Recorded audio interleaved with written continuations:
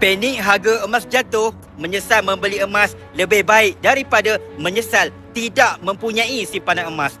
Kerana emas adalah untuk simpanan jangka masa panjang 2-3 tahun dan ke atas. Kita bukannya nak bersara pada hari esok. Kita bukannya nak membeli rumah pada minggu depan. Kita bukannya nak hantar anak masuk universiti pada bulan depan. Jadi, jom kita mulakan tabungan emas sebagai simpanan jangka masa panjang untuk kita mencapai matlamat kewangan dengan lebih cepat. Simpanan emas kita boleh gunakan untuk bersara dengan selesa. Simpanan emas kita juga boleh gunakan untuk membeli rumah impian. Simpanan emas kita juga boleh hantar anak masuk universiti tanpa perlu berhutang. Dan simpanan emas juga kita boleh mengekalkan gaya hidup kita tanpa perlu risau dengan kenaikan harga barang pada masa depan.